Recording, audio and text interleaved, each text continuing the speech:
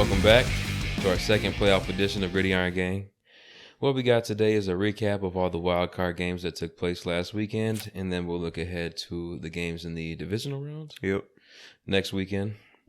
To start it off, the first game we had on Saturday was Seattle on the road at San Francisco. We know these two teams both come out of the NFC West. The third meeting between the two teams, and San Francisco was looking for the clean sweep. This game kind of went the way we expected, though. Seattle stuck in it early. They played tough. Their offense showed that they could hang with the San Francisco defense for a little bit.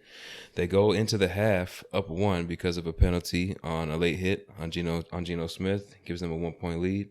But you don't see it a lot in the NFL. But in the NBA, you see these teams that can really turn it on when they want to. San Francisco's one of those teams, man. They just said, okay, sure. We're done playing with you. You're not going to score the second half. We're going to go ahead and put up 20-something points. And we're just going to call it a day, send you guys home packing. So that's exactly what San Francisco did. They got the dub 23-41. And like we've been saying for a couple weeks, this looks like the most complete team in the league right now, and they look very dangerous. Yeah, this has been my pick for quite a long time to do damage in the playoffs, get to the Super Bowl, and possibly win it. Like, you know, I said it last week on here too. Like, when Trey Lance went down, I said it was a blessing in disguise. You know, but I didn't expect Jimmy G to go down. After that, but when he did, I didn't know what to expect with Brock Purdy coming in. But this dude, let's call it what it is, man. This man, Brock Purdy, Mr. Irrelevant, deserves to be in conversation as a top half of the league quarterback. The way he's operating that offense right now. Obviously, we need bigger sample size going into next season if he's a starter or whatnot. But I also think even after this lone playoff game for me and what he did out there, what is the 49ers going to do? What are they going to do? Because I'm not going back to Trey Lance after I got a guy like Brock Purdy who's proven it in the biggest stage of the NFL playoff game.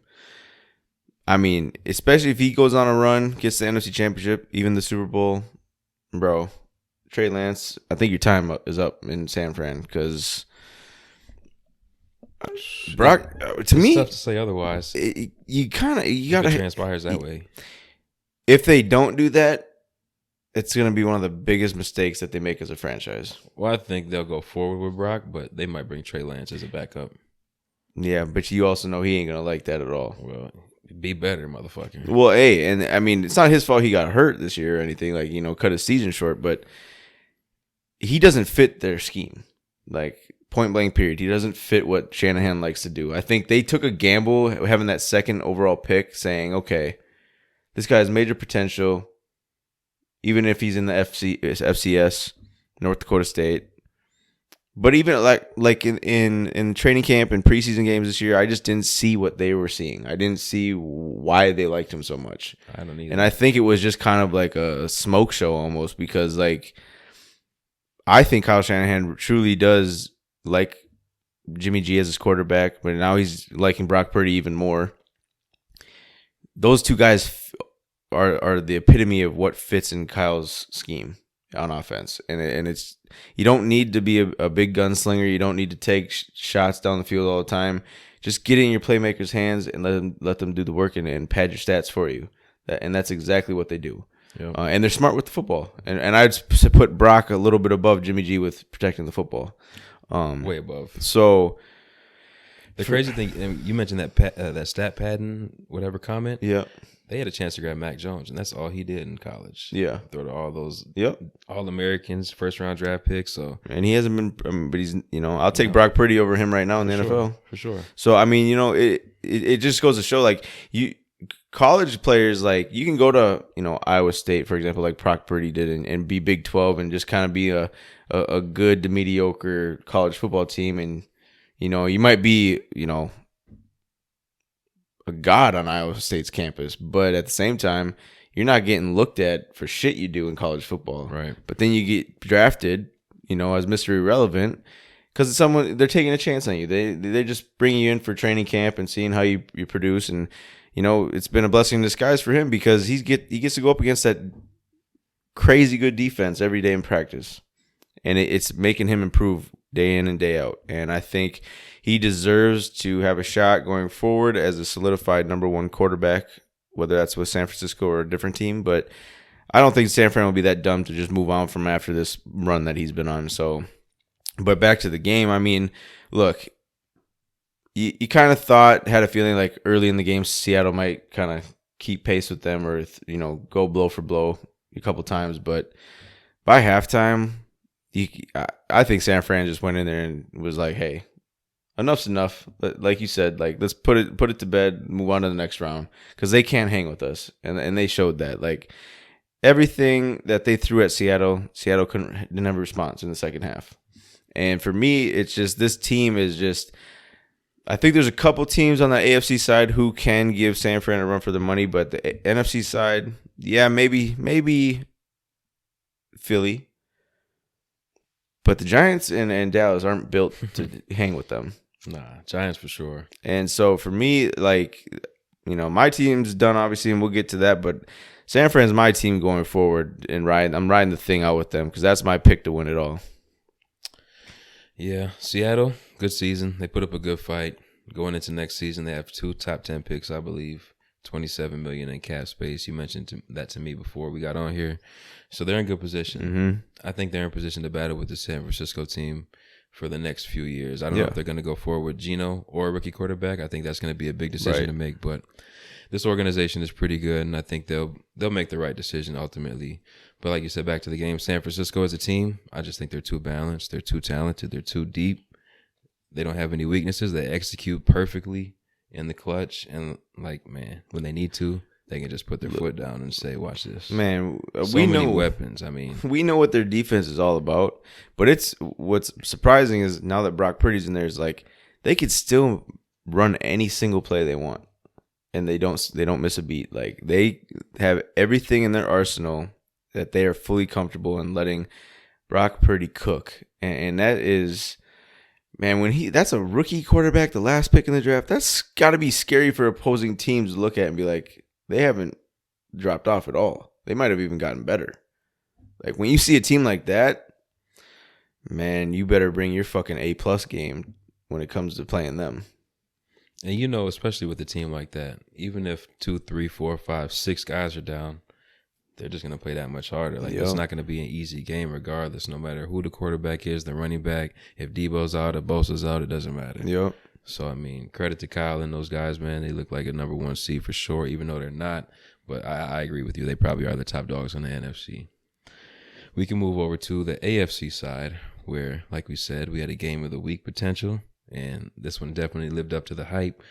We had the Los Angeles Chargers on the road at Jacksonville, and a tale of two halves, honestly. This game started exactly how I said it can't start if you're a Jacksonville Jaguar or a Jacksonville Jaguar fan. I said the key to this game for you is to take care of the ball. In the first half, you had 4 turnovers and a muff punt.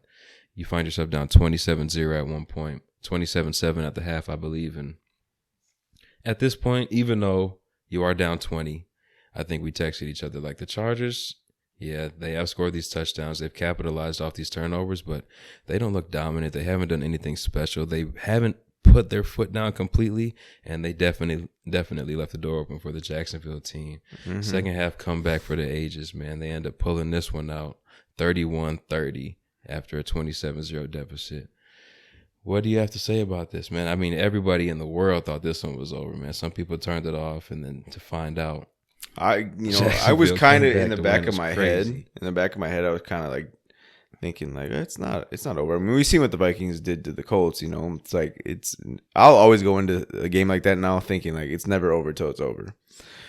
Even though if it's 27-0, if it's 33-0, like it's just like, come on, dude. It's the NFL. Anything's possible. You can score at such a high rate in this league. So, but for me, this game, I don't know. They fired their offensive coordinator and QB coach yesterday or today, I think. Why isn't Brandon Staley fired? Because to me, this game falls on him, solely on him. It has to, bro. I mean, they didn't look dominant. They didn't look anything special out there against this Jacksonville team. They just kind of had a few plays go their way that they got a couple quick scores and everything. So I don't know. The first pick was tipped twice. There was another pick that wasn't necessarily Trevor's fault. And then the punt that they fumbled was off a gunner's head. Or blocking a gunner. So it's like, you can't prevent that. No, and I don't know. It's just, and obviously the Chargers really miss Mike Williams out there. I think he would have. I broke my back. Spinal. Staley's such a freaking stupid ass, man. Why are you playing him week 18? You have a playoff seed locked up. You essentially have that seed locked up. Baltimore's not going to beat Cincinnati. You know your team's been injury prone for the last, 3 years. This year, he's got to go, man. It's bad. He even played Herbert after his ribs were broken in week 3 against Jacksonville, and then they got blown out against Jacksonville in week 3. I laughed so hard even when I thought about it more yesterday when I told you the other night during that end of that game. In 2009, he was defensive coach for St. Thomas University. Yeah. And now he's a head NFL football coach. I'm not, you got to start somewhere, obviously, but like this man, his coaching ability is so suspect and questionable that it's, come on, he's right up there with Ed Donatel for me. As far as head coaches, he's up there with Hackett for me. This guy, he blew 2 seasons. Yeah. That talent, the roster is just loaded with talent. Loaded with talent. Top 5 quarterback, hands down. Both sides of the ball, you have top 5 players, a top 5 receiving room. It's just like, what are we doing, man? We can't get it. We can't get it right against Jacksonville. But I will say, I'm credit to Dougie P though. Man. And we talked about that last week, saying, Dougie P is the one you trust in this game over Brandon Staley. No question. And it came to fruition. Like he never gave up. None of his team gave up, and they kept battling. He was dialing up plays that were hitting left and right. But for me, it was just kind of like you got a historic bad start out of Trevor Lawrence in that first quarter. 4 interceptions. He showed me a lot. And to bounce back from that and play the way he did, man, dude, this dude's gonna just keep getting better. And I think that he's gonna be. I'm not gonna put him in a top 5 conversation or anything like that, but like he's not there yet. He's gonna. I think he'll eventually get to that point where we're talking to him like, hey, he's a late bloomer as a quarterback out of that class or a previous draft class. Like he's gonna be like that late bloomer, and I think it just stems from being in the situation he's been in with how bad this Jacksonville team has been and how bad he had to put up with Urban Meyer as his head coach who couldn't develop him like. So for him to, and obviously Dougie P is the right coach for him. He's shown. Look what he's done with Carson Wentz. Like the dude can coach quarterbacks, and he's proven himself as a head coach in Jacksonville.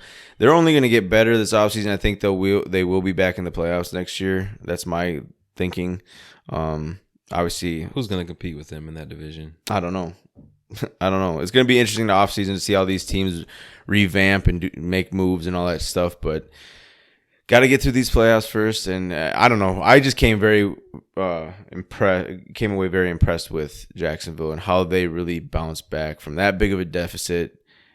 In these type of games, yeah, you go into it and you think like, okay, we can't give up. It's not over. But these are professional athletes. A lot of times they just fucking start playing the rest of the game as if they're earning a check and not worrying about anything else. They're thinking about Cabo. They're thinking about, those white sandy beaches. Like, so for them to do what they did, very impressive, but, tough draw going to Kansas City next. It is. I thought these teams matched up well on paper, but against that Kansas City team, I don't think they match up that well. I feel like they matched up a lot better against the Chargers, even though the Chargers match up pretty decent against Kansas City. They played them tough twice this year. You mentioned these coaches getting fired. How do you feel Justin Herbert's going to take that news? His OC and his quarterback coach, he hasn't been a problem. Which, that unit Staley's a defensive guy. So I think it was more so, it almost seems like it's more so like about him trying to save face and keep his job for an extra year by getting rid of 2 guys who ran that offense. But let's be real. You have a load of talent on that fucking defense, and you sucked. Terrible. I understand J.C. Jackson was hurt. Asante Samuel Jr. stepped right in there as that number 1 corner. Yep. He played phenomenal. He did have 3 picks in this playoff game. One of them probably was a pass interference, but wasn't called, so we're not going to call it here. But You Derwin James, Joey Bosa, Khalil Mack, you just have to find a way. I know Kenneth Murray or Keith Murray. I forget the linebacker's name out of Oklahoma. I can never remember his first name though, but I've always liked him, and he just hasn't produced as an NFL linebacker yet either. And listen, this team isn't that young. You got pieces like with like Herbert, who's still young, but That's it. the rest of the team is aging. I mean, your two receivers are always hurt. And the guys that aren't aging are hurt as well. I mean, like Derwin, yeah. Bosa. And to me, it's just Eckler's like a 5'8" running back. almost at this point, you need to, because at the rate it's going, Herbert's not going to be your career-long quarterback. I personally, whatever, hot take, I feel like the Chargers are kind of done right now. I mean, with Staley, they for sure With are. Staley, I mean, because of everything you mentioned about the roster. it's just not looking good. They're not gonna. This team, it's almost like it's getting very stale quickly. Like they can't. They're not improving. They're not. They have good weeks, but they have more bad weeks than good. And it's just a lot of it comes down to we're always talking about the questionable coaching after each bad game.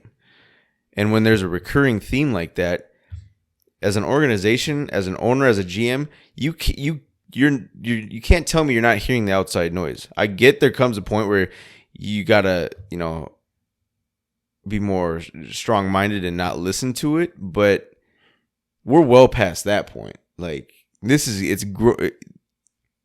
fans will start turning on your team because of just staying stagnant and having that false belief in a coach who can't get it done. And for me, that's the most,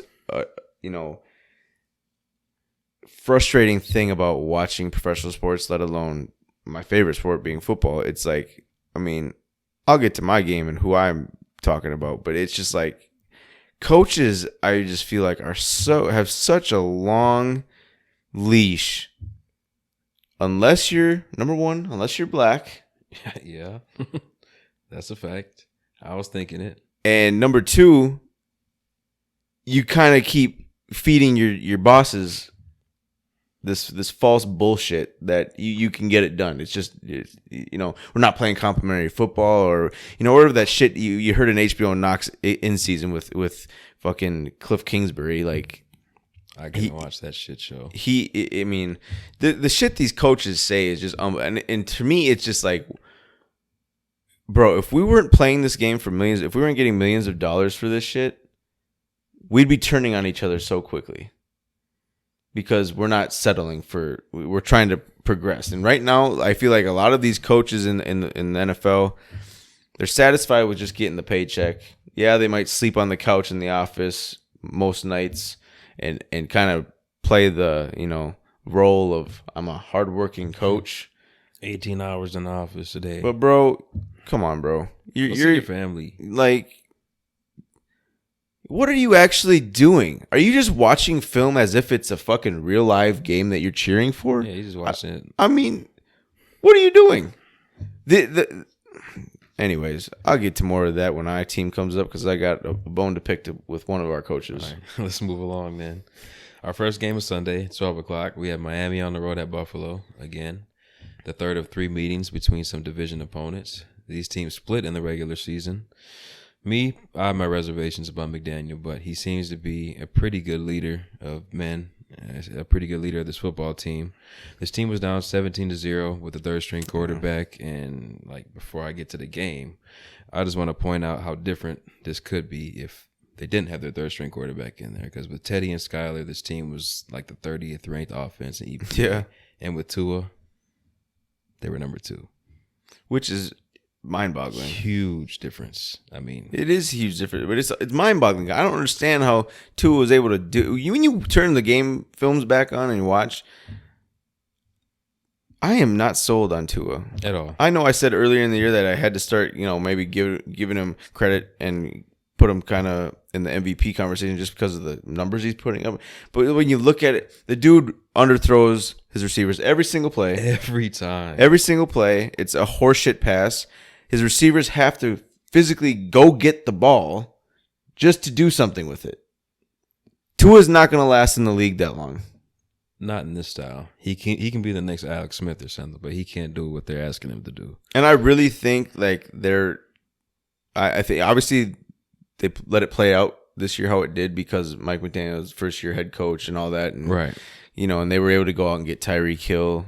But I truly think if it's not going to be this year, obviously, but I think after next year we're looking at a different quarterback because if I'm Tyreek Hill, you gotta be growing tired of being underthrown with how fast you are and everything. And I mean, Hey, we lost it in our first audio, but we mentioned a certain quarterback's going to get franchised and that he might be headed home.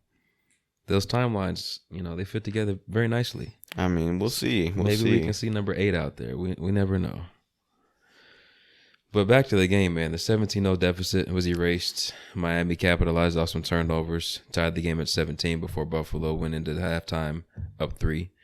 A fumble by Josh Allen on the first play from scrimmage. Yep.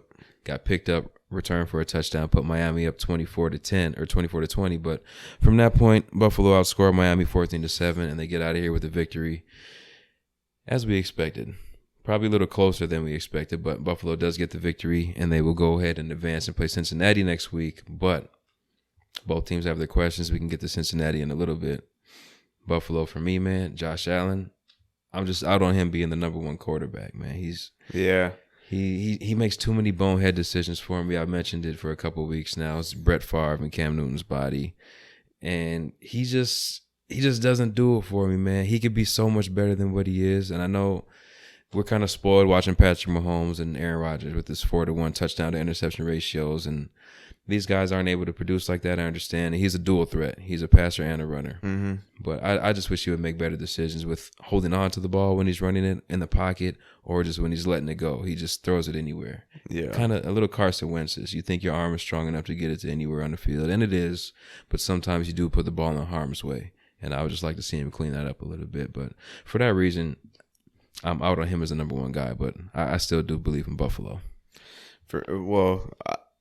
I'm a little disappointed in Buffalo after this week just because, I thought we were going to see a whole different type of, straight dog mentality out of this team. It was just kind of the same old normal style Buffalo we've seen all season long. And when you're playing a division rival at home, cold weather, playoff game, you truly underperformed mightily. Third-string quarterback. And that makes me nervous going into this game against Cincinnati because you're going to need a lot more than what you put up against them. And I don't feel too good about Buffalo going forward.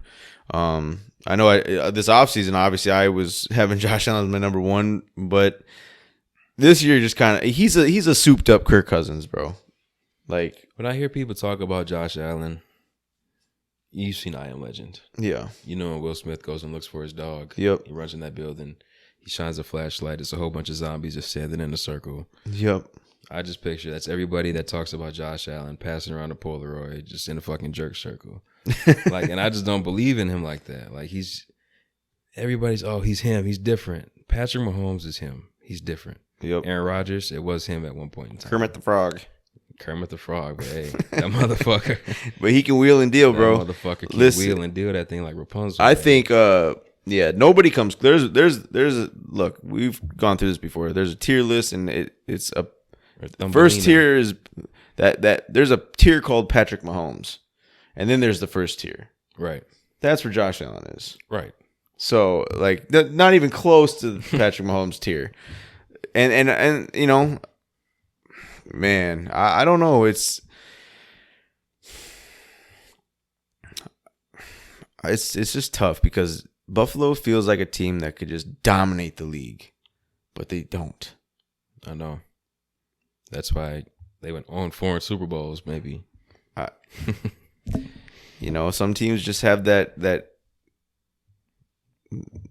shit to them, just like the Vikings. 0-4 Super Bowls. I mean, you get to the big games and you can't do it. It's don't do this right now, man. I mean, come on, bro. It's just listen. But I will say this was one of the probably the most exciting game for me to watch this weekend. Obviously, Chargers Jacksonville had more of a thrilling ending, but I just felt like I was just surprised with how Miami came out to play because I didn't expect that out of them, especially with Skylar Thompson playing. And for them to do that, credit to going into cold weather into Buffalo and have making it a game. Like, that's what you like to see in playoff football. Like, and it had there was fighting, there was intensity, there was heated arguments between players, and that's what playoff football is. Like, we're fighting for our fucking lives here, like, and that's what they did. And disappointed in Buffalo. Happy with Miami's performance, but I just think, we expected Buffalo to win, but my God, they just need to show more and do more going forward, because they're not going to win the Super Bowl playing how they played against Miami. Take care of the fucking ball, Josh Allen, because Skylar Thompson went, 18 of 45? Yeah, I don't remember his numbers, but it was, yeah. There's no way a team should be in the game. No. And I think this was the best performance, ultimately, though, this whole season, regular season and playoffs, by this Miami defense. They didn't play like this all season long. And yeah, there were still some miscues in there, but they actually looked like they had a pulse. Yeah, that's one of the most disappointing units, in my opinion. You have Chubb over there, 2 good corners, some athletes in the middle, and everybody's been able to do anything they want to against you. I think that's very unacceptable. Diggs was having his way against Howard. Oh, yeah. I mean, we know Diggs is elite, but so is Howard. I mean, he's been an all-pro cornerback, and I'm just like, wow. Maybe that could be schemed too. I don't know. But it was more. I think it was more so that front seven really kind of played their A game. Obviously, the back end had issues, but I mean, it's hard for anybody to go out there and defend Diggs all game long and be successful at it. That man is just he's Buffalo. Like, he's Buffalo. I mean, this ain't Josh Allen's team. This is Diggs' team. I'd like to agree with that. Like, everyone follows Diggs' lead. He goes out there. He's the one hyping the fans up. He's the one trash talking. He's the one saying, "I'm him." Like, and he makes Josh Allen look good. That's how it all started. So, once he got to Buffalo, that's when we started talking about Josh Allen. That's how it all started. Let's not forget that. Gabe Davis is a monster too. I think this team really misses Von Miller though, defensively. Oh, for sure, bro. They can't get after the quarterback. He's the heart and soul of the defense, most definitely. And he can. I mean, when you look at it, like, which is crazy. They have so many good players. Ed Oliver, Milano, Trey White. They have so many good players. Both safeties are good, but missing Von Miller is just huge right now. Which brings the question: do we need to start questioning Sean McDermott if he can get it done as a head coach? I was thinking about that at work today, because they did underperform last year. I think they were 11-6. The past 2 years, or the past 2 times they've gone to Kansas City and played. Like, they should have technically won both those games. 13 seconds is ridiculous. I'll never understand that. I don't think McDermott got killed as much as he should have to let that happen. I mean, I don't know, man. It's just. But I think that's part of the whole Josh Allen jerk circle. Like, we can't criticize McDermott, because then we have to criticize Josh Allen. Yeah, I think come this offseason, once Buffalo's knocked out of the playoffs again this year, it's gonna come time this offseason to take for people to take a long, hard look in the mirror about this team and go, why are we buying what they're selling? Because it ain't worth it. I would like to think their window's a little bit more open than most, but Diggs is in his 8th, 9th year. The defensive guys are getting old. Von Miller said he might consider retirement. He did consider retirement before this deal was presented to him. The safeties have been hurt. Tre'Davious White has been hurt. I don't know if you're going to be able to afford Gabe Davis. So, I don't know what the window looks like. I feel like it's open, like I said, but your running back room needs to get a lot better. You built this team to beat Kansas City, and like we said preseason, this is your chance to show it. We both had you winning the Super Bowl. I feel a little different, but I still do believe in you guys. But I wouldn't pick you right now. But you guys still have the ability to get that job done. Mm-hmm. I agree. Per usual, the opening drive looked great. Giants go down to score, tie the game up at 7, 3rd and 1. Reverse pass, Justin Jefferson to Kirk Cousins. And this wasn't, a mistake that takes place late in the game that seals your fate. It did happen in the first quarter. It sets the tone. But it sets the tone. And when you allow a team that isn't as good as you to stay in the game and you give them confidence, Yep. That's what happens, man. You take it from here. This game was a total letdown. Like, let's be clear here. I predicted them to win because I thought they'd win this game and then lose next round when we have to play San Francisco, which I think anyone would agree with that. We were the better team. Giants were not. But that shit happens sometimes. But we could, I've been on here all year long talking about how piss poor this fucking defense is. They're last in the fucking league. Ed Donatel should not still have a job right now. He should have been fired immediately after that game. When you go a whole season without making adjustments, you keep playing this soft shell defense, 7 yards off the receivers with your corners. Only time I want a soft shell is at the Mexican spot, man. Freaking, you're constantly relying on your front four to get pressure on the quarterback all season long, not blitzing a whole lot. No adjustments. You just keep rolling out the same old fucking thing week after week after week. He let this defense become very boring and very easily predictable for teams to game plan against. Because anytime there was a team who, was technically better than us, they blew us out. And that's not a good sign at all. It's not. And I will say this, I do think that our defense will look a whole lot different next year. But for this game alone, man, you let Daniel Jones run all over you. Set history. You didn't have a spy on him. You didn't adjust to put a spy on him at all. I don't know. I'm at the point, I hope I don't sound too boring in this segment because I guess I'm just too fucking mentally drained from watching this team all season long and calling its bullshit every week. I'm so sick of the fucking typical Minnesota Vikings fan being a homer and just better luck next year. There's always next year. No. 13 wins is a great season. No. Yeah, man. You have to have expectations of a team you love and that you truly care about and root for. When you are a 13-win team, you should at least, bare minimum, be getting to the divisional round. Yeah, there's no first-round exit aspirations. Miss me with that shit, bro. And I knew it from jump, dude. From week 2 when we had that terrible debacle of a loss in Philly, yeah. I knew something was fucking wrong with that defense. It didn't, because we saw no adjustments that whole game.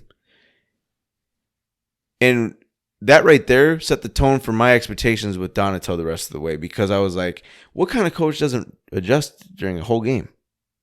Halftime, nothing. What? In high school, bro, we go into the locker room and we're next to a fucking whiteboard with the coach drawing on it, telling us what we need to do this next half. What is he doing? Patting his guys on the back, saying, keep going. Right, guys, next half is ours. Next half is ours. Slapping ass and patting shoulder pads. I think this is the worst fucking... This is a type of... This hire that O'Connell made this offseason to hire Ed Donatel. Obviously, we didn't truly know what we were getting into until we saw the season play out.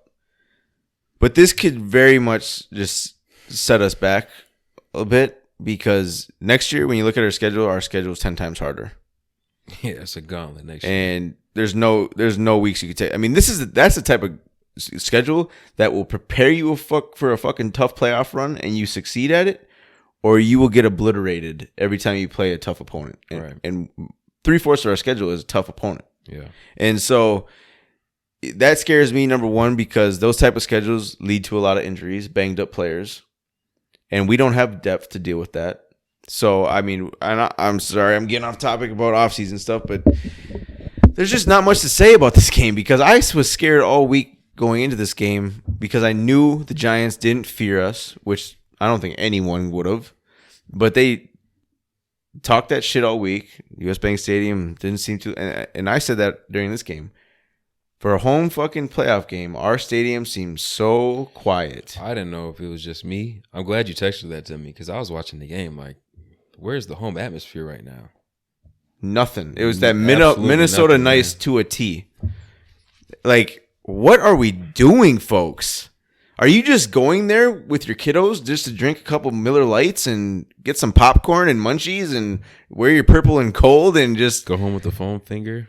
If I'm there, I'm standing the whole time. I have no voice after the game. I believe it.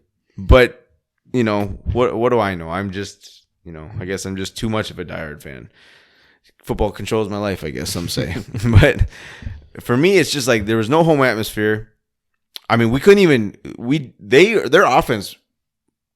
There was no false starts. There was no. Oh, they almost played a perfect game. Like Daniel Jones included.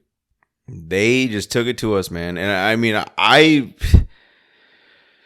don't know. That first drive kind of got my hopes up a little bit because I was like, okay, maybe this time is different, But fool me once, how that shit goes, and I'll never ever believe a first drive out of a Vikings team ever again. You can't do it, man. It's time to put that to bed. And I said this for I don't even know how many years, man. That first drive is top 5 in the league. You look like you're the best team in the league all the time, and then you're not. No, then you finished with 10 points. Well, and then that's my thing. It's like for me, it's just like I was pretty let down this whole year with Kevin O'Connell's play calling. That 3rd and 1 being a prime example. Trying to get too cute way too early and all that. I mean, his X's and O's didn't impress me this year at all as a head coach. And I know he's a first-time head coach, but you were part of that masterminded, coaching regime in LA that won the Super Bowl last year. And which is odd because what did LA do besides pass the ball to Cooper Kupp? And where the fuck was Justin Jefferson in the second half? I'm the best receiver in the league. Pass me the fucking pigskin, man. But there comes a thing with that for me. I agree. You gotta get him the fucking ball. But you're not scheming anything up to open him up, dude. You're just not like. And what are we have a lot of play. Like, yes, Thielen's aging. KJ has shown the ability to be number 2 at best receiver. TJ Hawkinson, a very solid tight end. You got Irv Smith back, so he's another pair of hands that can go out there and catch the ball. Credit to the Giants line too, though. Oh yeah, for sure. They played great on defense, but for me, it's why the whole season it was JJ or bust on offense. Why the fuck can't we spread the ball around a little more and then in key moments really scheme it up for him to get open and be that big dog? Because like that big time guy. For me, it just we underutilized Thielen, KJ, Hawkinson all year long. We were a piss poor run football team, which probably didn't help the pass game out at all. There's just a lot of big things coming this offseason with this team because we're gonna see a very different Vikings team next year roster wise. Just blew your load on that first drive with JJ. I think he had 5 catches in that first drive. Yeah, the last one got him down to inside the 1, and he finished the game with 7 catches. And I mean, but you know what? And part of this is on Kirk Cousins too, because this man, I mean, the 4th and 8 3-yard pass to Hawkinson was a prime example. You had KJ wide open, but most of the time this year, I mean, he's clearly looking JJ's way the whole fucking way. Because there's so many times where he'll either take a sack, throw an interception, or throw it out of bounds. And there's been KJ or Adam open, wide open, every single time that this has happened. Mm-hmm. Where are you, as a quarterback, why are you not looking everywhere? His vision is piss poor, and that's what frustrates me the most about Kirk Cousins. You got that Madden vision? Like I'm looking at X the whole way. That shit was terrible. Like how Rodgers was with Devontae Adams. Exactly, but you're not Rodgers. And that doesn't work in the playoffs. No. And that's my thing is like... Unless you're Cooper Kupp somehow. But you got Aaron Donald. Why, Kirk? Like, can't you see the field? You have great arm talent. That's clear. You can put it anywhere. You're very sneaky. You have very sneaky athleticism because he can run the ball when he wants to and pick up chunk yards, which I wish he would fucking do more. He's tough as hell. But why are we missing wide open reads every single game? That is unacceptable as a quarterback getting paid the amount you get paid. I didn't see Daniel Jones miss any reads yesterday. So for me, that's just unacceptable and just frustrating as hell watching him. But, I don't know. This whole team just was so fraudulent all year long, and I smelled it a mile away after that week 2 loss. But once we got to week 4, week 5, week 6, I was like, bro, This is going to be the longest season that was I mean, to be 13 wins, it was a fucking long season. I can't tell you a game, besides that lucky Buffalo win, there wasn't a true Monday or Tuesday afterward that I was really fucking thrilled and happy with my team. I hear you. And that's when you know like something is off and something's not good. Look, there's going to be a lot of aging guys leaving the team this year. You got to replace Ed Donato. That's number 1 or number 2 on the list. I mean, you're $24 million right now over cap. What I don't know bro. Yeah, it's a y'all tough. gotta crunch those numbers, man. Y'all got some tough moves. Tough sledding ahead because this team, this team was no better than 8-9 wins this year. They say you're either 7 wins or 10 wins, and you get lucky or unlucky. So maybe you were a 10-win team that got lucky 3 times. I think that's more reasonable. I think it's more reasonable. Look, bro, we had 10 comeback wins this year. 11-0 one-score games, 10 comeback wins, 8 game-winning drives. Yeah, a lot of those teams weren't great, though. You did lose to the teams that were better than you. But I think those comeback games, you weren't really, except Buffalo. I mean, I don't know what else to say. It's just like I'm. But I've been bamboozled. They got me all year, so I don't know what to believe. I've been the one trying to speak this into existence to people. Like, all right, what are you watching that I'm not watching? Because what I'm watching on TV in live game, this is not a good football team. It's just not. Like, when you watch good football, you fucking know what good football is. Right. This was not even close to that. This was not the 2009 Vikings team. This was not the 2017 Vikings team. This team was just a complete joke and a half. They just got lucky a lot of games. That's what it comes down to. What other team in the NFL went 11-0 in one-score games? In history? In history. Probably none. Like, this is an anomaly, bro. Like, this is what you look back on and you laugh about because you're like, how the fuck did this team win 13 games? They're going to make a fucking 30 for 30 about this team. Did you have a negative point differential? Or? Yes. It was like 16 19? Or something. 19, yeah. Sheesh. Kirk Cousins was 80%, no sacks, no picks or some shit. First time that's happened and the team lost. I don't know. But, people like to, when I go on rants and raves and, Facebook posting, half that is I'm drunk. But second of all, it's just like, this is what I'm trying to say to people that just don't listen to me like I'm fucking stupid. You know what I'm saying? Yeah. And that's why I jump on here and I try to fucking spit game because it's like. Here's where to do it. You can only get so much off in 160 characters. Well, and people like to be tough over the internet, so it's like, and try to talk you down and stuff. And it's like, okay, whatever. Yeah, I'm the dumb one though, I've been saying it all year long. This team is not going to win the Super Bowl. They'd be lucky to get the NFC Championship. And I'm sorry, but I fucking called it like I saw it, and I was right. And there nothing about this team felt like, and then I was laughing this week going into the Giants game because you had players saying, they're so excited, and there's a different feeling around, a different energy around this facility. And then you get Ed Donatel in his press conference talking about, it's our time to shine as a defense. I really think you're gonna like what you see when we're out there. Where was that at? Where did that happen?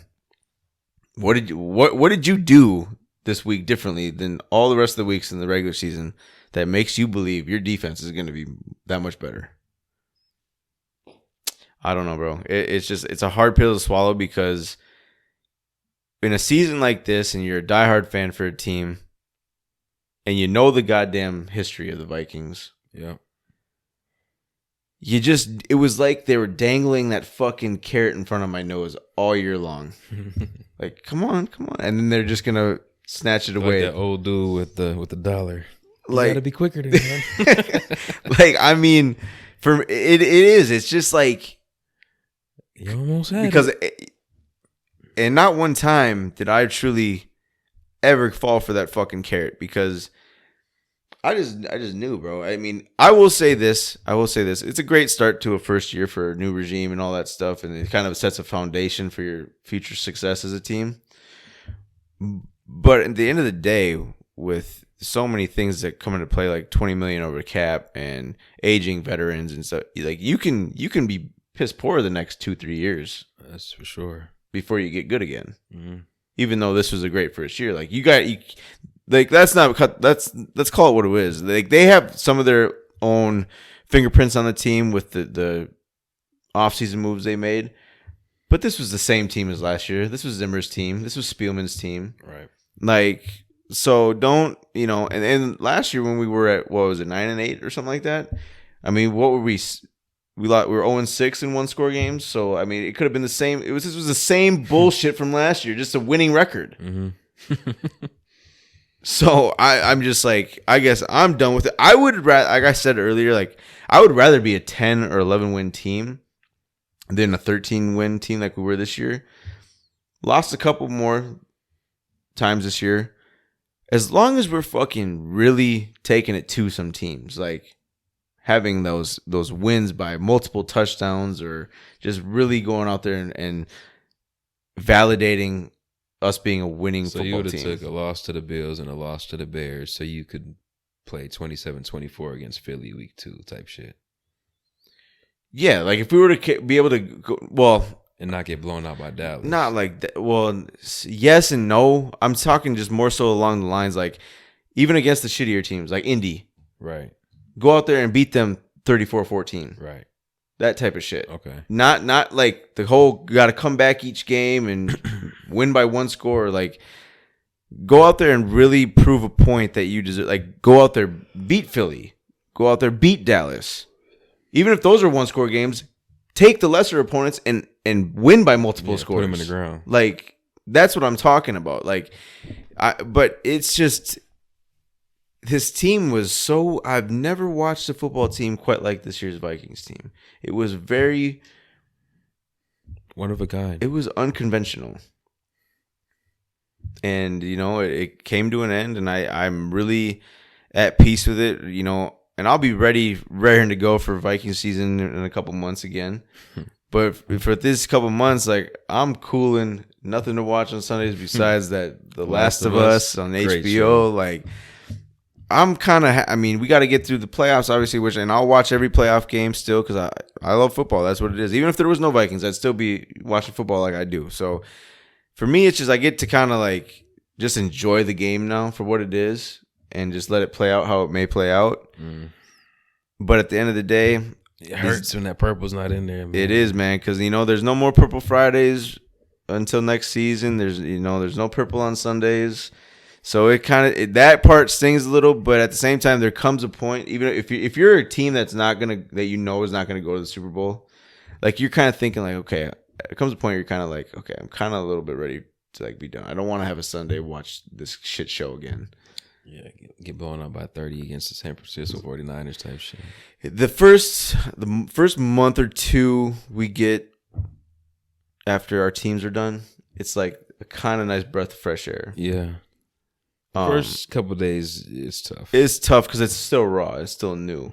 But once we get to March is when I'll be getting that juice flowing again because that's when we're talking about we're talking about free agency and like that's like some of the most fun times of the year is when you get those moving pieces and like that's when I'll be raring to go again. But for now, just enjoy the playoffs for what it is. I just kind of want to forget about this debacle of a Vikings season in my eyes because I do think it was a debacle. And it comes down to, sometimes you can say certain players didn't perform on defense, but at the same time, we had a lot of clutch moments on defense. For sure. For me, it was an overall botch by the coach at Donatello. You can and part of that falls on Kevin O'Connell in my eyes too. Because come on, dude, you gotta hold him accountable. We're grown men making millions of dollars, and we're trying to win a championship. You're single-handedly sinking the ship by what you're doing and what you're not doing. Right. And that's what frustrated the fuck out of me all year long. So, with that being said, I'm moving on from this game, getting the taste out of my mouth, and it is what it is. Another letdown of a Vikings season.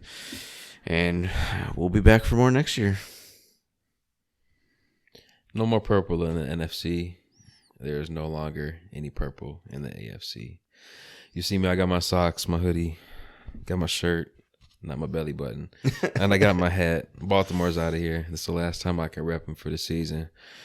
Since he goes up 3, Tyler Huntley throws an ill-advised interception to Mark Andrews in double coverage. Since he takes that, scores a touchdown with it. They do miss the extra point, and they go up 9-0. From there, Baltimore responds. We start playing our kind of game, and we go into the half up 10-9. Mm-hmm. And we had a pretty much back-and-forth game from then on. At one point, 17-17, we have a 3rd and goal on the 1.5-yard line. If you're not living under a rock, you know what happened. Tyler Huntley, quarterback sneak, jumps over the top, fumbles the ball right into defender's hands, returns it 98 yards for a touchdown. Whose fault is this, do you think? Is it Greg Roman's fault for the play call on the 3rd and goal from the 1.5 quarterback sneak? Or do you think it's Huntley's fault for jumping over the pile? Man, it's like he was me senior night against Target. I mean, it's a little bit of both. Number one, give it to your running back and let him pound it in the end zone. We just ran 5, 6, 7 yards the prior play. I would have cut him some slack if it maybe was a first down call, because then you can go back to a couple different plays coming up. But 3rd and 1, bro. We had 3rd. I sat back like, yo, we got these motherfuckers, bro. They can't score on us. And fumbling is one thing, but for it to be returned 98 yards for a touchdown, bro. D lineman. Nobody was in the picture. No, want to know why? Because probably didn't have a fucking receiver on the field. There's probably 6 tight ends out there, so nobody could catch them. That was a play that I just look at and I'm thinking to myself, like, how the fuck does that happen? I don't know if I've seen that before. Tipped right into his hands, didn't it? But I mean, dude, you're having J.K. Dobbins after the game saying, "Give me the rock, dude." I didn't touch the ball the whole possession. Like, why are we running? Why are we doing that play on 3rd and 1? Like, give me the rock and let me not and push it in. Like, that's I don't know. But you've been having issues why with I put that on Greg Roman, man. Yeah, and that you've been having issues with him all year. You know, like the play calling is very suspect in Baltimore. Gus Edwards is the modern day. Is Harbaugh Steven Jackson? Is Harbaugh offense or defense? Ball. I forget which Harbaugh is offense, which one's defense. I think they're both Well, we're defense. Well, if one of them's offense and one of them's defense. I can't. Who is it? Was it Jim Harbaugh a quarterback? One of them was a quarterback. He was. Yeah. Okay. Yeah. For the Colts, maybe or something. Something like that. Yep. And then he did it. So John Harbaugh's defensive guy. Yeah. Okay. Well, that explains why. I mean, he's got Wink Martindale, and then he's got I don't know who it is now, but. I mean, some dude from Michigan. That makes sense. Yeah, but and I think we're finally getting to a point you're starting to realize there might be a lot of issues amongst players with the offensive coordinator, Lamar being one of them. I don't think they're feeling like they can trust the play calling at this point going forward. So this is a big question mark in this offseason for me for the Ravens will John Harbaugh do something to revamp that offense, starting with a new offensive coordinator? That has to be the first move. It has to be. Because right now, just like, and the overall personnel groupings on that offense is just like, what are you doing? We have like wing T personnel out there, not 2023 NFL personnel. Well, and this isn't the 2001 Baltimore Ravens. Like, you guys don't have that dominant of a defense. It's good, but it's not how it was back then, or even what was it, 2012 or 13 when you won the Super Bowl. Like, right. Those are defenses that shut shit down. Yep, for sure. And this defense you have now is really good, but it's got some holes in it. Yep. And in that case, your offense really has to step up and be the backbone of that team when that's the case, because not having a surefire number one receiver for Lamar is criminal. Yep. You can't get by with these number 2 and number 3 guys who will never be a number 1. It just doesn't work like that. You guys got a solid foundation with running backs. The line is solid, but Lamar just. They're not giving him enough to work with on that offense. And that year he led the league in passing touchdowns.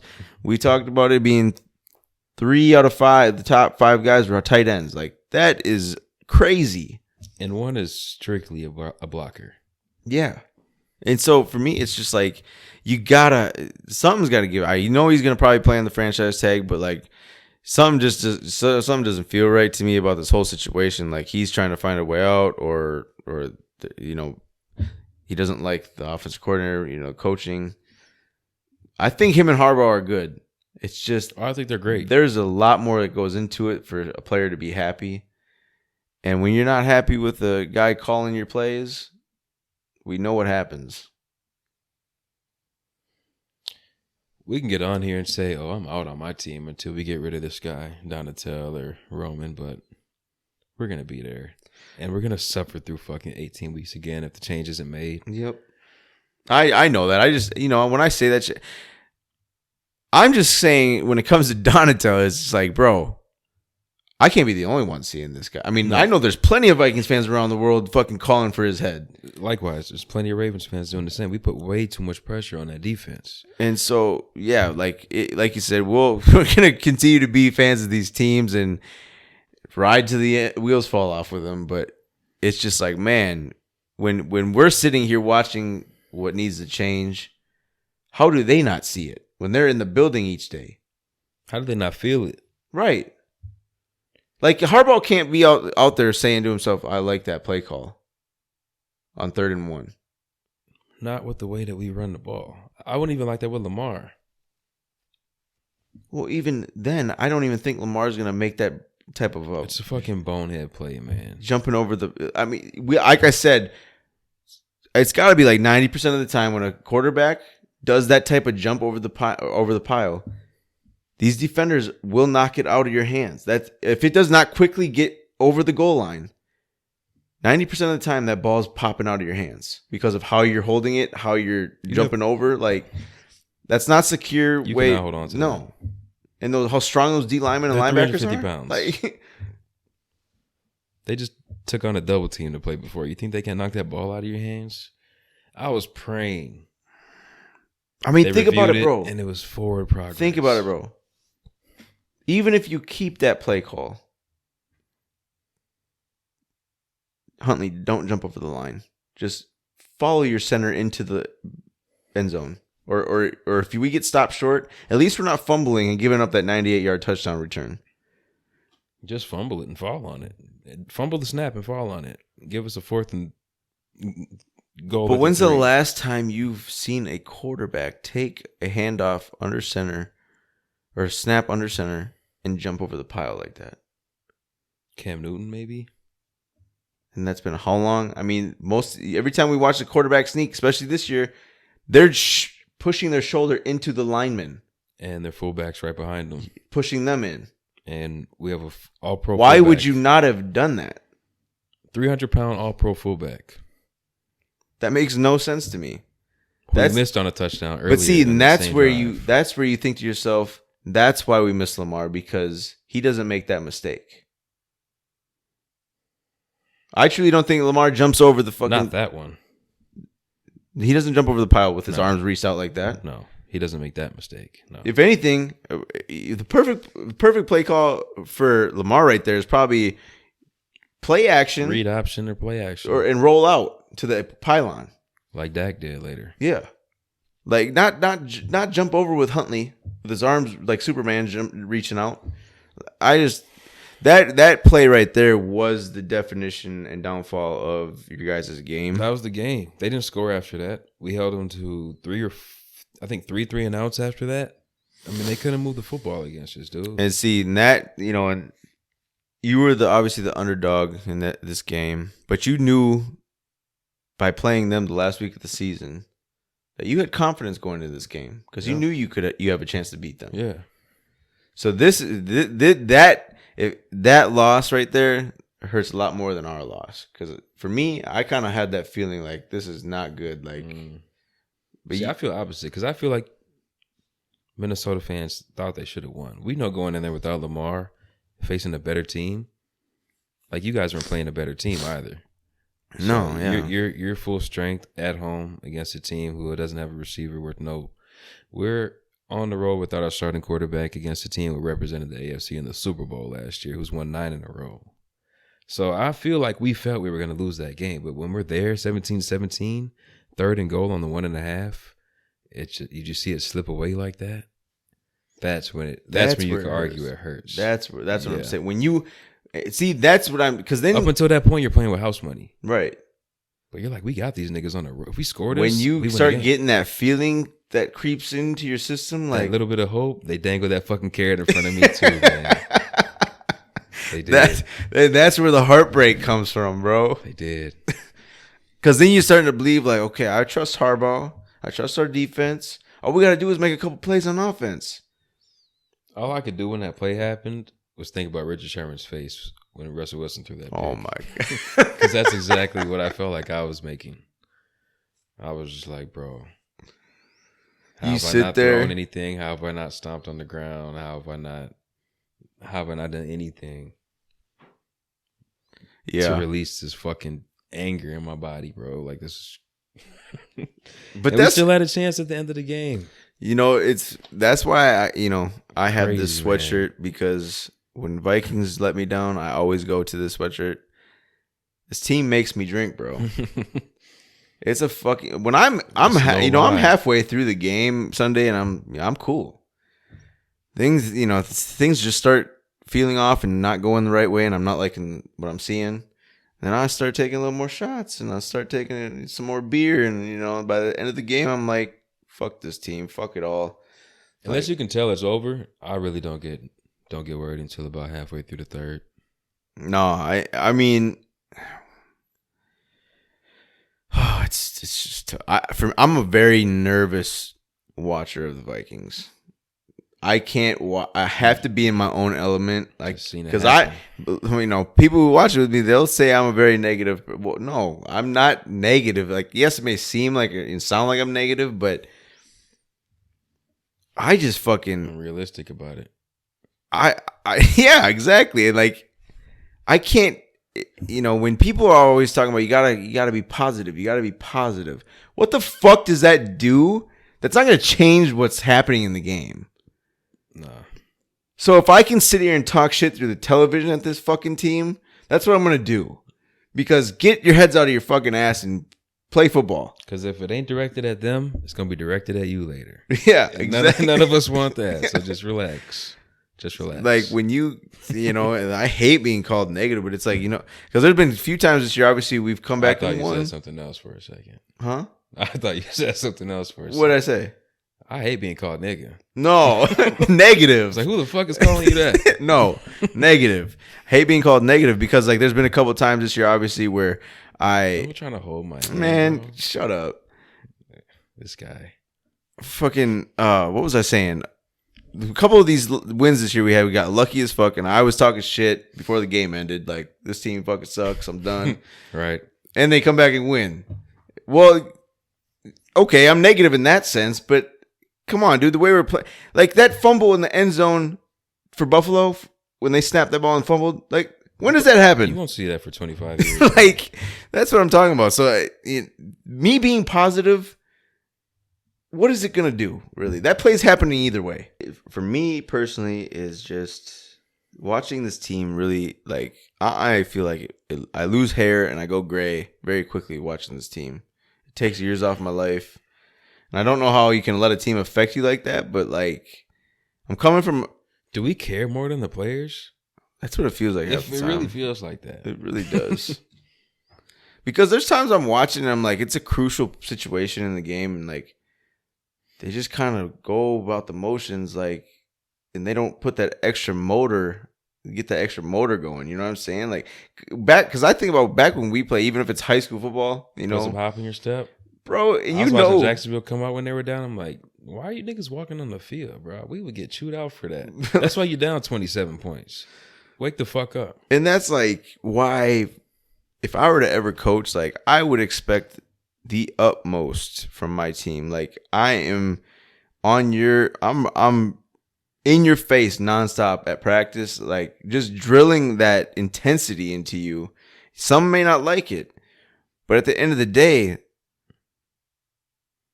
we will always be going 110% every single play. Right. We're not just out here and saying, okay, I know this play's not coming my way, so I'm just kind of gonna get a read step and just, like, lay low then. because I see that a lot in the NFL where it's like if a guy knows like they read the offense and they see a play coming, they half-ass it a little bit. Mm-hmm. And I hate that shit because it's just like, oh, I'm getting my paycheck either way. Like, fuck it. No, I gotta stay healthy. And I get that to a certain extent about staying healthy, but bro, there's just too many times I get the feeling, especially watching my team. See, I never played for millions, but that's never been a thought of mine. Like, no, it would be now because right, 30 and yeah, don't play sports every day, but that was never a thought of mine when I was playing. I don't know. I just wish, like, sometimes I wish that I was more of a diehard college fan because you kind of know, like, what's the chances of getting to the national championship? Depends on who you are. If you're rowing the boat, you'll never get there. No, that's what I'm saying. But there's diehard Minnesota Gopher fans compared to Vikings fans, and it's like their life's got to be a lot more easier than mine. Expecting that you'll never get to the big dance, you'll never beat Ohio State and shit like that. 9-3 is a good season. That's that Minnesota bullshit, though. That's why y'all can't win shit. Hey, y'all need a different mentality around here, man. I try to have that mentality with the Vikings, bro. I expect to fucking, if we're gonna be 13-4, we're fucking going to the Super Bowl and winning that bitch. NFC Championship at the least. Right. That's what I can't remember. What were we? 2017, we got to the NFC Championship, got dominated by the Eagles, but we were 13-3 that year. Niggas pooped on your chest. But that was a much better team than what we put out this year. That defense was fucking cold. The defense was decent. Case Keenum, he was doing what Brock Purdy's doing this year. Yeah, exactly. 2009, that team was elite. We just Favre and AP, Sid Rice, Purse. Defense was solid. Who's your tight end? Visante Shankar. Ugly eye, motherfucker. Yeah, so I mean, like those two teams right there, like the last two that went to the NFC Championship, those were dominant Vikings teams. Yeah. This team wasn't. It wasn't even close to sniffing those two teams. So I mean, in one aspect, it's a great like foundation for a new regime to build upon. But besides that, there's nothing really lovey-dovey, butterflies in my stomach about this shit. Like you guys sucked. Like you guys literally pulled a rabbit out of your hat just to fucking make this shit happen. Like, you guys had clutch moments, yes. Hey, rabbits, carrots. The offense is a Super Bowl offense, in my opinion. The defense is just nowhere near it. And that you can't. And with this type of team, we're the opposite. With this type of team that we had this year, I think that we would have been better off being a more successful run team and keeping teams' offenses off the field longer because we're able to score passing the ball very quickly. Right. If we would have been able to have a more methodical run game and really do something with it, it would have helped this crappy defense out. Yeah. Bottom 5 in the run game ain't gonna help anybody, man. No. I don't know how we got on the Vikings, but we can talk about your stepbrothers. Well, I told you it was gonna be a ranting episode, man. Like this, it's raw, it's I got real. 5 note cards. I usually have 8 pages of notes. Like this is what it is today, everybody. Like it's tough times right now. I feel like my dog just passed away. Yeah, exactly. Like, but your stepbrothers, they were in town. They were in Florida. They were facing Tampa. Coming into the game, I mean, the story, I guess, was Tom has never lost to Dallas. He was 6-0 in his career. We had our reservations about Dak Prescott, Mike McCarthy, and the rest of those guys being able to get it done when it mattered. If you were going to bet against Tom, this was going to be the only year you're probably confident in doing that. Yep. They didn't put out anything on the field last night that was worth talking about, in my opinion. Right. Dallas dominated them from start to finish, and they didn't even look that great. Missing 4 extra points in a row. Mm-hmm. But it is what it is. Playoff football. This is what happens when you have shitty divisions, man. Sometimes one of these teams is just going to get in there. We've seen it in the past when we have a 7-win Seattle, I think, when they beat New Orleans. We've seen the NFC East be pretty bad sometimes. You get 8-win teams in there. I mean, and this is the product they put on the field, man. I mean, Tampa just looked like they did not belong. They were by far the worst team in this tournament. Anybody that was playing could have beat Tampa pretty easily. Oh, we would have got the divisional round. That would have been beautiful. That would have been a beautiful play of cards. But season's done. I'm more interested in talking about Tampa's offseason and what Tom's going to do. I think I'm not the only one in that boat, but if you want to touch on this game, feel free. There ain't much to say about it. I think we deep down, regardless of how you felt about maybe a Tom upsetting Dallas, I think we all knew deep down that Dallas was going to pull this one off, and they really should have won like really handily, and they did that. Yep. So I mean, and for me, all I got to say is good luck against the Niners because you'll need it. And at San Fran, bro. This is where it comes down to me. Once again, not trusting Dak, not trusting Mike McCarthy against a team of this caliber, bro. Dallas has a great defense. They show spurts of greatness on offense, but let me tell you something. Their offense is going to need a hell of a lot more than what they've done all season long against this 49ers defense. Their Dallas defense, they have a fighting chance against this San Fran offense, but San Fran has too many fucking weapons on offense. That scares me because they can spread the ball around at will. Yeah. And 49ers, bro, they're tired of not winning that Super Bowl. They've been there 2 times. Real close. Last year they lost KC. to the Rams, the NFC Championship. So maybe 3 times they've been real close. I mean, the past 4 or 5 years they've been in it at the end. Yeah, they have been. And they're tired of not getting over that hump. And I think this is that team this year. And Shanahan has something up his sleeve to get it done. And this is even if they're a 1 seed in this tournament, or if they're a bottom seed, like they're right in the middle. What 4 or 5 or what were they? I think they're 2. San Fran? Oh yeah, 2. Duh. Duh. But they don't fear a fucking soul in this tournament. Nor should they. Point number 1 is they go to Lambeau when they're the number 1 seed last year, and they dominate Green Bay, straight up dominate them. And for me, like they can do that again to any team in this tournament. Really, like I truly believe that. I when I watch them on TV, like that's what I wish my team was. They're so dominant in every aspect of football that that's what I hope and pray for one day, to watch a Vikings season where it's like that. I mean, yeah, you got 98 or whatever, but San Fran, I mean, they just, and the way they started the year was kind of a little shaky. Very shaky. But ever since like week 5, week 6, they've won 10 in a row, I think. They've freaking, man. And I don't know. Like those first 4 wins, you kind of you had your reservations because it's Jimmy Garoppolo. We've seen what the ceiling is on this team. Yep. Then he gets hurt. Once you start really believing, then you have to start it back at 0. Like, is Brock Purdy going to be the guy? Now he's built this up to make us feel like, are they unbeatable? No, but they're pretty damn close. Well, and the thing is, I don't want to jinx them, so I'm not going to say it, but they just, they fight through adversity really well. They've seen it every situation. Kyle Shanahan's been up 28-3. He's seen every situation.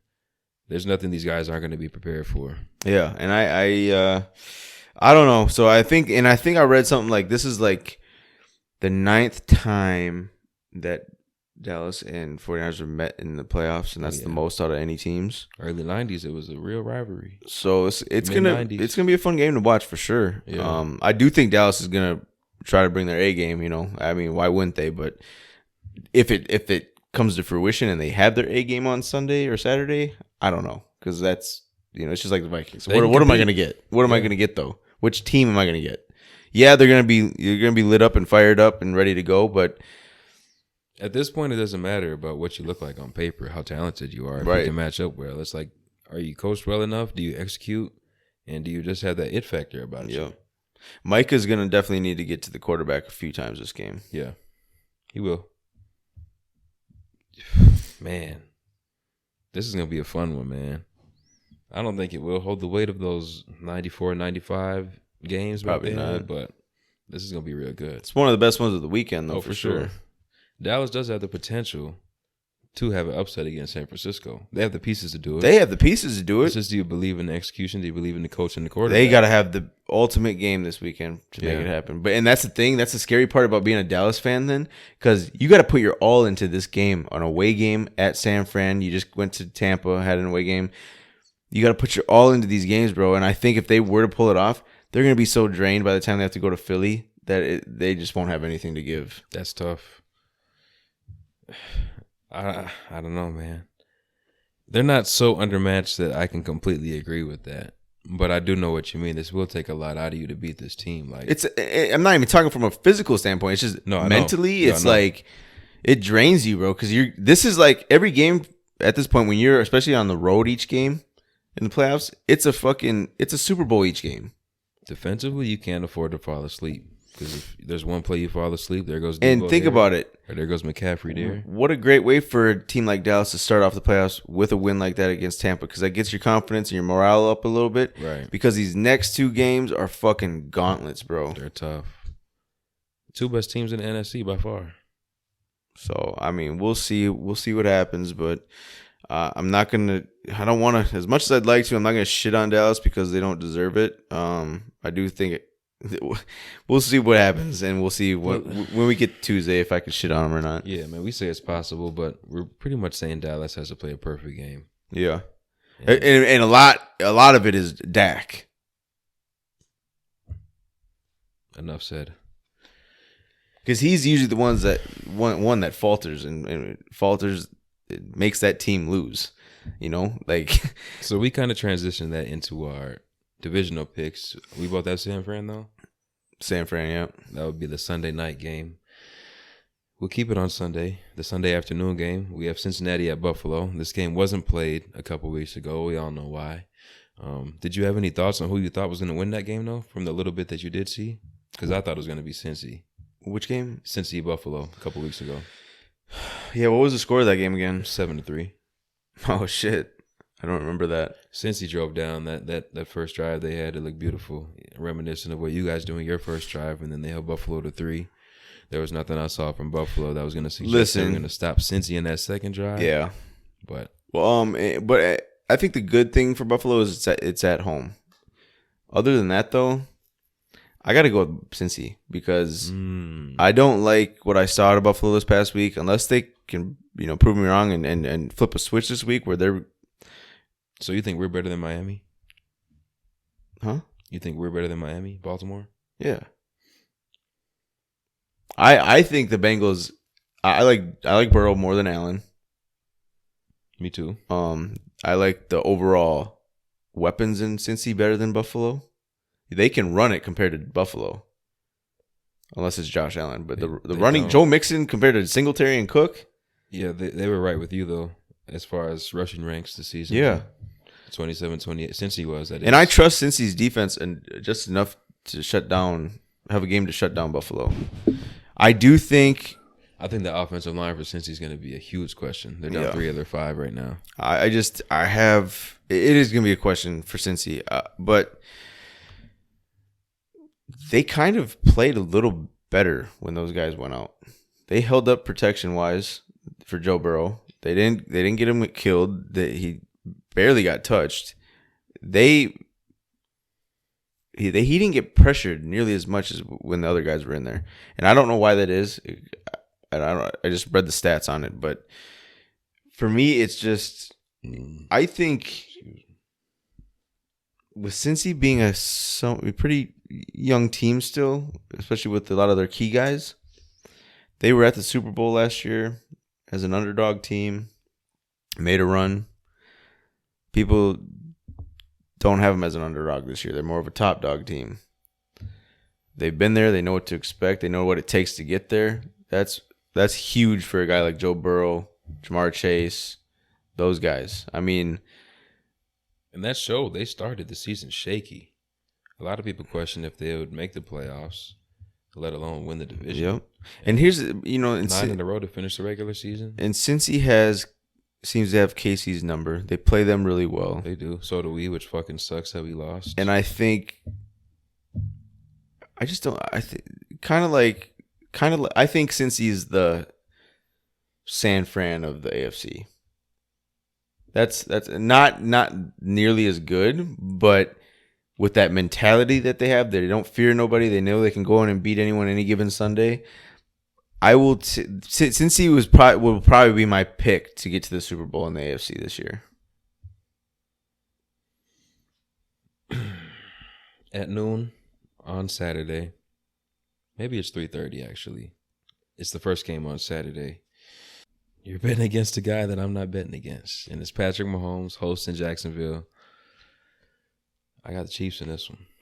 Oh, against Jacksonville? Chiefs easy. Here's the thing with the Chiefs, though, is their defense. That defense is terrible. And we saw Trevor Lawrence. He has all the confidence in the world after what he was able to do in the second half. As much as I trust Mahomes and Andy Reid, is there that big of a difference there? You got to go Andy Reid. Andy Reid's for sure, up top. But Dougie P's kind of smarts wise, it's not much different. Nick Foles won a Super Bowl with that guy. They're both Philly guys. Yeah. Like, I mean, here's the thing. As much as I trust Patrick Mahomes, and they will win this game, and he'll be in the AFC Championship for another year to start his career, which is what, 6 or 7 in a row? 6. So, I mean, that in itself is crazy and undeniably good. But the thing is with Patrick Mahomes, as much as I trust him, you have Cincy going back-to-back Super Bowls? I have Buffalo winning that game, by the way. But I do not have Cincy going back-to-back Super Bowls. We should have beat them, bro. I know what you're saying, though. Because they beat Cincy or Kansas City, 3 times in a row now? 4 times in a row? And they ain't going to be scared to go to Kansas City again. They're not scared to play Buffalo either. So they can score just as well. For me, it's with... So, like I said, as much as I trust Patrick Mahomes, there's only so much he can do every single game to rebound from a letdown of a defense that he has. That's been Aaron Rodgers' problem his whole career. And I like Cincy's defense better than the Kansas City's. Ultimately, defense wins championships, bro. They do. And Patrick Mahomes, clearly better than Joe Burrow. Clearly better than Josh Allen. For me, it's hard to pick against a guy like that. But what I've seen out of their defense all year long, it's kind of like the Vikings. What are you gonna show me this time around that's gonna make me believe? It's a little Vikings-esque. I'll give you that. So one more win than you guys. They don't got that many playmakers on the defensive side to really shut anything down. Yeah. They got some key players obviously that work well for them, but you're gonna get with the offense over there. Mahomes to Kelsey. Kadarius Toney's stepping up. Pacheco is making a name for himself. They got all their key guys on offense, and they're doing it without a guy like Tyreek Hill, which is very impressive. Mm-hmm. There's just something to me. It just right now feels like since he owns the AFC, like they're part of it's a little bit luck. Like this last game, the previous week as well to end the year against you guys, like you said, Baltimore's always been and always will be probably a hard fighting team. Like they don't back down from anyone. Their defense is always solid. I mean, it's just the offense. You guys have to scheme up a lot to get things done on offense. Yeah. So, and that's the thing. If you would have won last game, you're a team that I'm kind of scared of in the playoffs because you beat Cincinnati, and then what, are you going to go and lay an egg? Probably not, because you're a very well-rounded team and a very well-coached team where your coach is always going to have you ready week to week. So, I don't know. But, yeah, for me, I got Kansas City in this game, Cincy in the other game for the AFC side. I don't know. It's going to be interesting. These games just get harder and harder to pick, it seems like. This one may not be so hard. We have the New York Giants on the road at Philly. Philly's going for the sweep of their division opponent. Third time is a charm, though, for the Giants. They're coming off their biggest win in a couple of years. I mean, maybe since the Super Bowl, honestly. I don't know if they've had a playoff win since then. Huge win last week. I don't think their luck is really going to keep going against Philly. Philly's coming off that bye. They were able to get healthy. I know Jalen Hurts, that matters to him a lot. He was banged up. He had to come in for that last game just so they could shore up that number 1 seed. Not ideal. But that week of rest, I'm sure, is going to benefit this Philadelphia team a lot. There's only so much that New York can do. Mm-hmm. When you have a team like Philly who is well-balanced on both sides of the ball, they have a really good defense. They're coached very well on defense as well. Offensively, they can do enough to stay in the game, and they can also blow you out if you allow them to. I'm going to have to go Philly. They're one of the most well-rounded teams in the league. I don't believe that they're going to allow Saquon Barkley and Daniel Jones to run all over them. They have the defensive backs to stop, what's his name, Hodgins and what's the other guy's name? Slayton. Darius Slayton. And then you have another receiver I can't think of right now. Even Richie James, but I got Philly in this one. I got Philly by at least 2 touchdowns. I don't. Something weird's gonna have to happen for New York to really do something against this team. I'm sure they'll be, raring to go for this game, but that being a number 1 seed and having that bye week and then playing on your home field in a playoff game, playoff atmosphere in Philly, division opponent. Come on, bro. It's gonna get rocked. It's gonna be hostile as fuck over there, and I just don't see New York doing. Look, I think, like I'm talking about how Dallas would be drained after these next 2 games or whatever.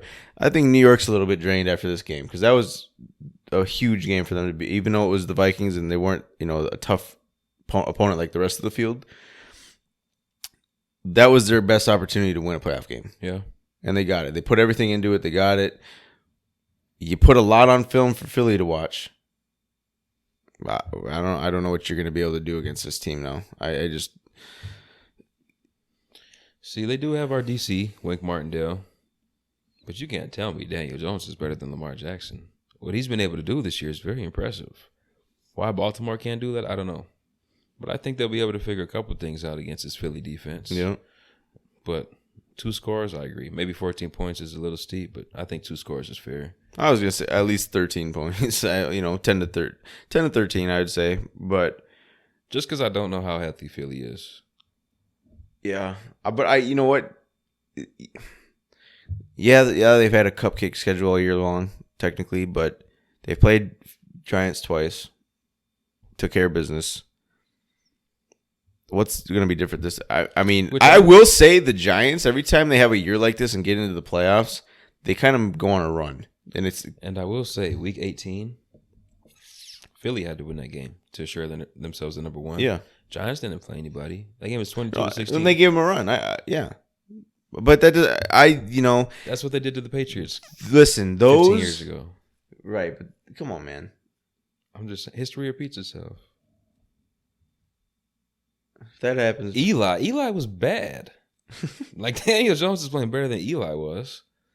Yeah, and Saquon. For me, I just don't. Better than Brandon Jacobs. So we'll see. That's but you know what? You kind of. That's like you saying that questioning me for having Cincy winning not winning, but getting to the Super Bowl because you just don't want to hear it. I just don't believe it. I don't believe the Giants have a chance against Philly. Come on, you can't tell me.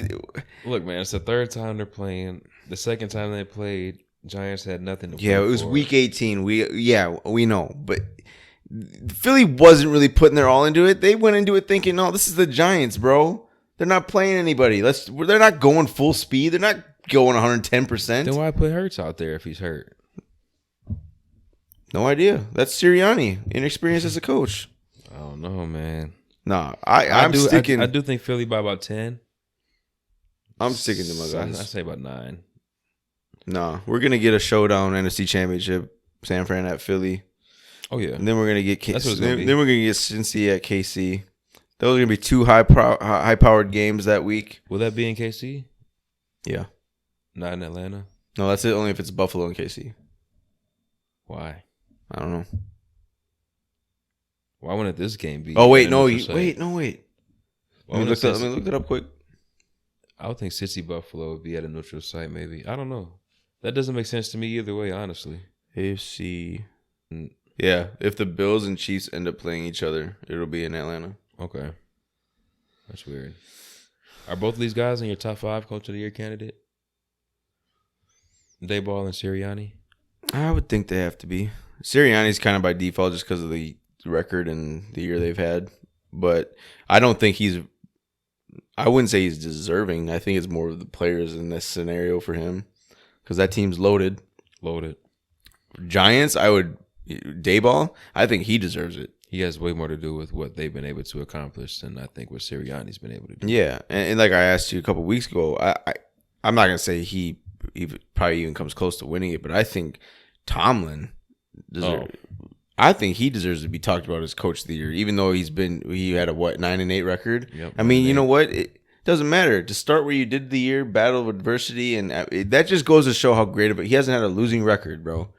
That's how great of a coach this man is. And when how long? 15 years? Yeah, they've had Pittsburgh has had 3 coaches since like 05, maybe even longer than that. Since like the 60s or something. Yeah, crazy. I mean, to have that kind of continuity in your organization is huge. It's ridiculous. And, you know, I don't know, bro. It's just when you say I want my team to be like that, yeah. It's like we could have threw fucking Anthony Brown Jr. out there for Pittsburgh and they would have been 9-8. Yeah. Not in Baltimore. Like, as much as I respect what we do and how great of an organization we are, Pittsburgh is top of the line, man. Oh, for sure. Tomlin I agree. is top of the top line. Like, give him Tom Brady. But at the end of the day, still fuck Pittsburgh. You know? You should feel the same. I mean, Tomlin came from Minnesota, prospered, just like all athletes. He came here with Childress the first year. Was our defensive coordinator, and then bolted the next year for Pittsburgh. Yeah, I got stuck with that fucking walrus mustache on the side. Yeah, I hate it. Every time they showed him on the screen, bro, I was pissed, bro. I hated looking at that fucking dude. How does a guy like that that looks like that coach football?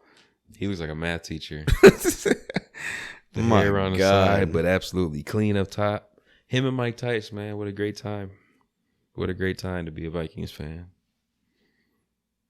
Shit, I don't know. That is what it is. That's my recap for this past weekend, which was a bunch of bullshit. And those are my picks for this weekend. You know, gotta get through this some way somehow. After heartbreaking losses for our teams. You got anything for the people, man? An inspiring quote?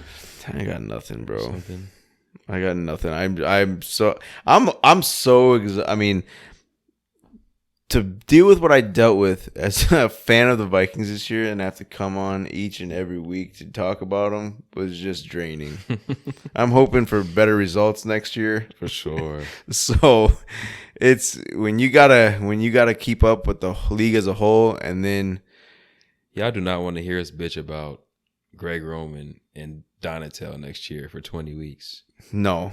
If Donatel is back, that's at the bro, top of the list. Every time we lose, I don't care if we put up 45 points. That's at the top of the list. Yeah. Get Greg Roman the fuck out of here. Oh, yeah. So we got 3 more weeks technically of this, and then we're heading to the off season.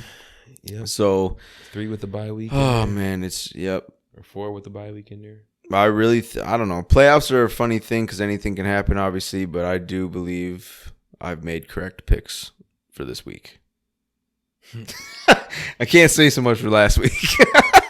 So we were the same on everything except for Cincy Buffalo. Yeah. Yep. You got a score for that game? Is that okay? Do you know when they play? They play Sunday Sunday at 3:30. Has to be 3:30. Yeah. Okay. I'm gonna no more noon games, I assume, if they're both no nighttime. So I'm gonna go Cincy 24-21. No. You got Eli Apple shutting down Diggs like that? Because Eli Apple's got scored on. We that was our second receiving touchdown by a wide receiver since like week 3 or week 5 or something, and it happened on Eli Apple. You want to take the Bengals? Yeah, I do. I don't like Eli Apple, but I like the Bengals in this matchup. I'm just trying to talk you out of it. Nah, Buffalo for me is just like I said this past weekend. They just didn't show me enough to warrant that, like having a feel good scenario play out where they beat Cincinnati. I think Cincinnati is just too darn good to, you know, succumb to the pressure of playing a quote unquote better team or whatever. I just think they truly have that dog in them where Joey B Having him as your quarterback Mm-hmm. is a difference maker. The man is a special. I mean, he's on his way. I'm not saying he's Mahomes like, but he's on his way to being in that kind of echelon of a quarterback where it's almost. I mean, both of them are going to end up probably being the Tom Brady of our generation. You know, they said Patrick Mahomes is the oldest quarterback in the playoffs. Yeah, 27 years old. How old is Joe Burrow? He got drafted like 25, didn't he? Oh, I think he's. Stetson Bennett ass nigga. Did he really 25? He was like 23 or 24 or something, I thought. I think it was a red shirt and a transfer from Ohio State. He's 26. So he got drafted, I guess 23 then, 24. That's crazy. Damn, he's from Ames, Iowa. I didn't know that. I didn't know that either. I don't know, but That's why Joey they shot Home Alone. Joey B is just, I have that much confidence in him to go out there and get it done because. Only reason I don't pick Cincy is because that O-line is pretty banged up right now.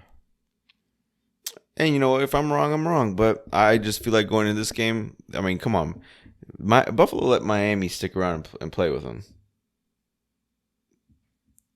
A warm weather team in the playoffs in cold weather at home, at your home. Come on, bro. That should have been. Let's shut you out and get on the road to a different game. Should have been for sure.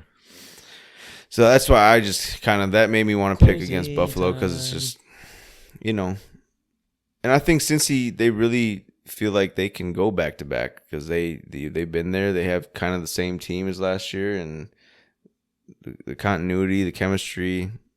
I can't say I'm a big fan of their head coach, Zach Taylor. I know he's okay, but he doesn't do much wrong or make boneheaded decisions. Right. But he doesn't, elevate his players to a different type of level either. Right. I agree with that.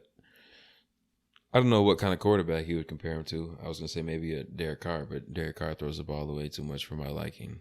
But he's a very even-keel kind of coach where he won't go out and be a Tomlin kind of impact guy, but right. he also won't lose you those games Yep. like Staley will. Mm-hmm. So I'm fine with him as my head coach if I'm a Bengals fan. Yeah, if he's He can do a lot worse. He's fine keeping his job as long as he keeps producing the results And of as getting the long as you keep playoffs having- and playoff wins and As long as you have Joe Burrow. Yeah. I'll say that. keeping him happy. So I don't know. It's going to be another interesting weekend, but sayonara to the Vikings, ciao to the Ravens. Until next year, my friends. Yeah. R.I.P. Birds, fly away. Vikings and Ravens go back, don't we? I don't know. Yeah, we know they are kind of like both Scandinavian type things, bro. Like Game of Thrones, Game of Thrones. They got the Ravens and Three-Eye Raven. then, well, yeah. Because in the have you seen the show The Vikings? Mm-hmm. Most of it. That shit's Bjorn cool in too. them? Yeah. But they have like the Ravens in there and shit too. So it's like, yeah, it goes hand in hand, I guess, if you want to think of it that way. But Maybe we'll never get away from each other then. oh man, it's just God, no wonder why they were the same damn color, damn near. Could be why. And we feel the same pain. But that's it for me, man. We appreciate y'all. We'll be back next Tuesday for a wrap-up of the divisional round and a look ahead to, what are they called? Championship. What's it called, though? That's what it's called? Championship weekend? Oh, championship weekend? There you go. Peace. That'll get cut.